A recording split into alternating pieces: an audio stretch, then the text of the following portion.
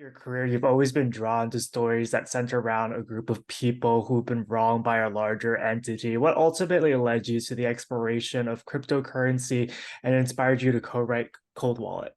So, great, great question. In like early 2021, when the kind of frenzy around GameStop was happening, I became really enamored by this like grassroots meme stock movement that was sort of threatening to upend, the way everybody invests in the market, and also obviously brought a lot of new people to the markets.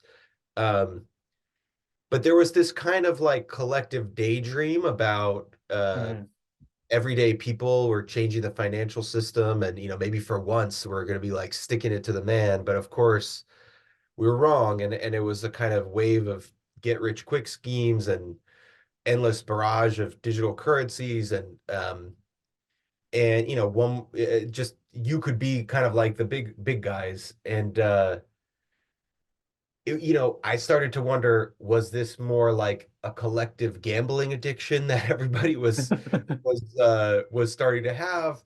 Um, and of course, the House of Cards came falling down on the little guys. And so I am always attracted to characters who are sort of going up against the David and Goliath element, but also Yeah. characters who get in way over their head. And I think uh, in crypto, it's very easy to become one of those characters, especially if you're new. And in the case of the characters in our film, like they take pretty extreme measures, Hmm. and their experience, in their heist is a bit like a representation of getting in over your head and kind of the Yeah. gambling and all. Yeah. Getting over in your head is the perfect way to describe the journey that these characters go on. I think one of the most interesting things about the film is the process in which you made it and how you and your co-writer John willed this into existence. How did that quick-paced environment empower you to trust your instincts and influence the creative decisions you made with the script?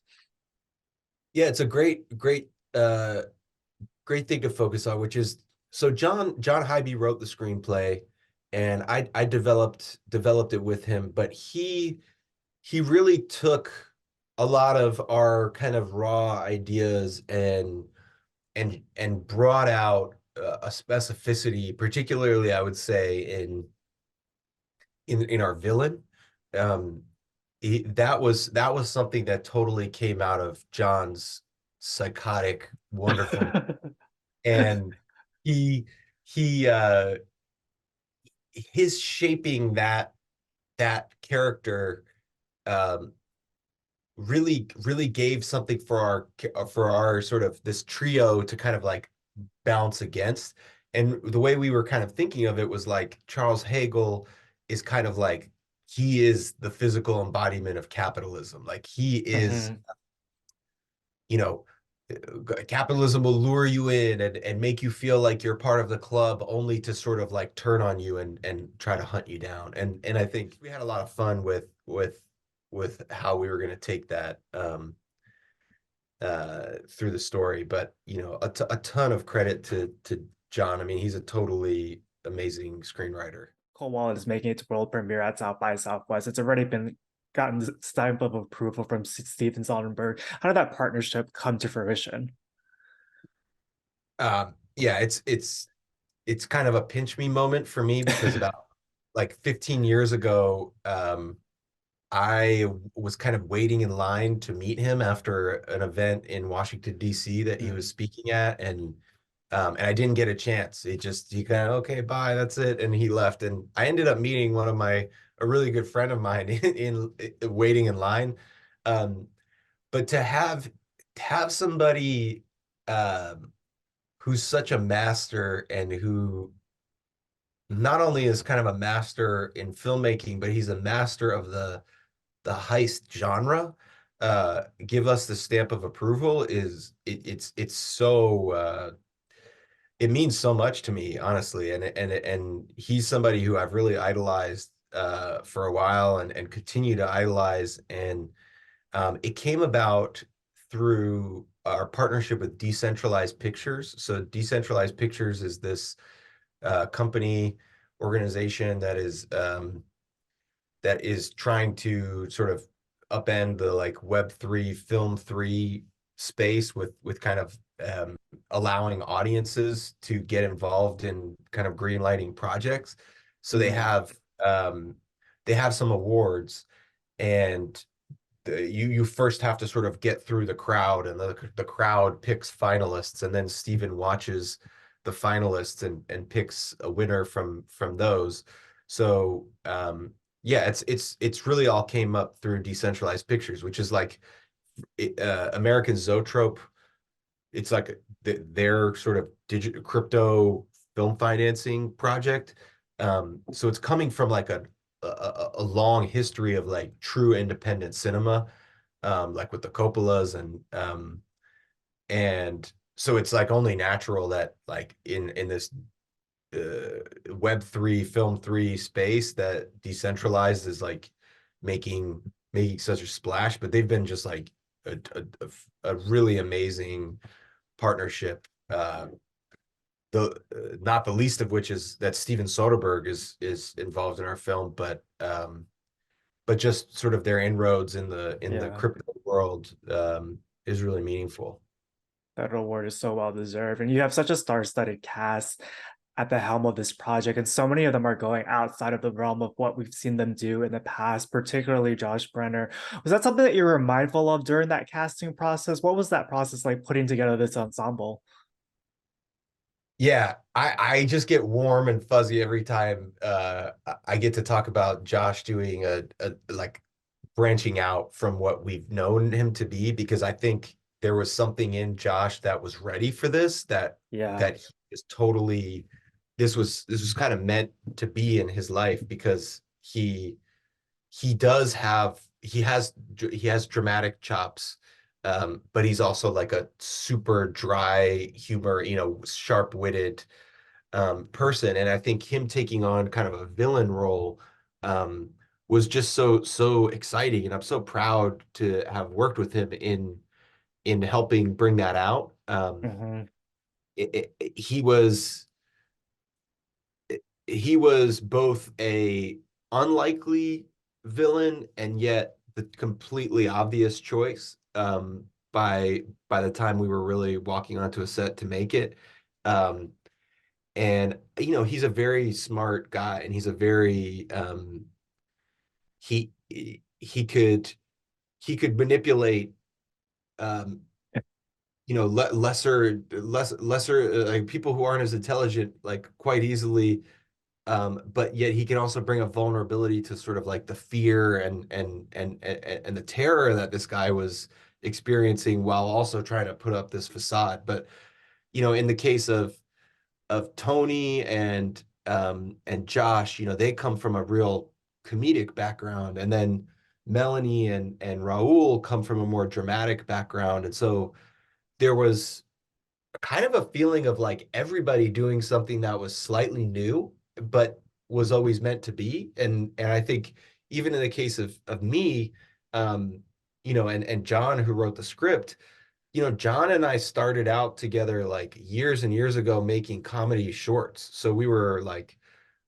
we started in the world of comedy and then took this like dramatic career Mm, approach. And so in a way, being able to laugh while making a film is something that I kind of started my career doing. And so it was nice to sort of do this and really lean into where there's humor in the film. And even if it's a bit subtle, it's like it was something that everyone's doing something new, but oddly yeah. everybody was doing something that came naturally. So yeah, I'm so proud of the cast, and they just did a totally amazing job, and they were the obvious right choices in all directions. Yeah. Um, Credit to you as well. I feel like that's one of the beauties of independent cinema is being able to take those risks. And with this project being so personal to you. I imagine you have such a strong sense of who these characters are. But when you cast your actors, you want them to bring their own interpretations to them. As a director, how did you foster that environment where they were able to play? And did any of their interpretations surprise you, especially as they played in these morally gray areas? Oh yeah. It's really all about trust. It's kind of about creating a setting where they feel comfortable to take chances and to know that that's allowed and to know that their input is very, very important to me. You know, one thing I found myself kind of saying, you know, if they were ever sort of doubting an instinct or thinking of like, should I try this? Is like I I cast you for your instincts. Like that's the and in a way, that's why I worked with everybody from the producers to the writer um to all of the crew. Like everybody who you bring into a film, you want to establish this trust, and the trust really has to do with everybody listening to each other. And I'm listening. I'm truly taking in what you're saying. And, you know, maybe the director's job is really to be the sort of arbiter of what's going to work, but you we all want to believe as directors that we have a vision that we knew all along and that it's not subject to change. You must do this. And I think there's a different, it's a fine line, but there is a difference between being too rigid um in a vision and being um deliberate in your choices. And I think if you're deliberate in your choices and not rigid, you it's easier to listen to people. It's easier to trust, and then they trust you in turn. And so I think it just really comes down to building and establishing that trust and making sure everybody knows it's okay to take chances and try Mm. things. And I just yeah, it was a an experience working with these actors that was yeah, it just really meant a lot to me that that we were able to build that kind of rapport. It really felt good. Yeah, and then it leads to incredible performances like the ones that we see on screen. And something that I think you've done so brilliantly with this film is the way that you're able to create these suspenseful moments in primarily a singular location. And there's so many mind games that Josh's character gets to play in that setting. Was that ever a daunting task? How were you able to do that so seamlessly? Oh man, what an insightful thing to notice. It's like, yeah, the last thing I wanted to do was to make this place feel claustrophobic or to make it feel like we're kind of in the same place over and over. Or we would kind of joke like the Seinfeld effect. Like we didn't want Mm, kind of feel like, okay, we just characters keep coming in this door. So Oliver Miller and I, the cinematographer, and Teresa, our production designer, we're always thinking about either setting a scene in a different room or changing the lighting in a room to make it feel different than the last time we were in there, and making it always coming down to making choices that were right in the moment. And again, not predetermining things too much, but trying to keep a variety. Because I mm, think there's also a while there's an intensity to feeling like we're locked in a place and there's nowhere to escape. um, you want a film to be progressing and moving towards something. So it was it wasn't a daunting challenge, but it was a challenge that just kept us sort of sharp in making choices. yeah, I think that flexibility is so key in filmmaking. I got one final question for you. I feel like this film is going to play so well for the South by Southwest audience. What do you hope they take away after they see this? Is there a scene in particular you're really excited for them to see? I think the thing that I want is for people to have fun. Like this is a fun movie, at least I Yeah. hope.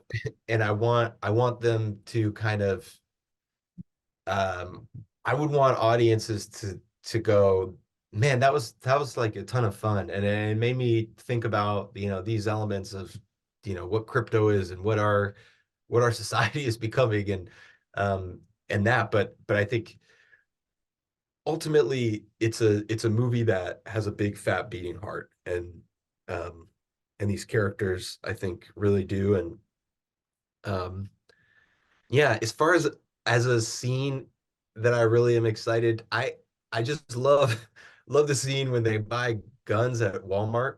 um that's the one I could just like show on loop to people, because I thought that was really a fun scene, and it's sort of a place where the movie takes just a little bit of a Yeah. sidebar. Uh, yeah, that I really loved. Yeah. There's a lot of unexpected humor in that scene. Thank you so much for taking time out of your day to chat with us. Congratulations on the film. It's one of my favorites that I've screened so far for South by Southwest, and I feel like it's going to play so well on a big screen. I'm excited to see it there. I hope you enjoy the rest of Thank your prostate, and we get an opportunity to chat again in the future.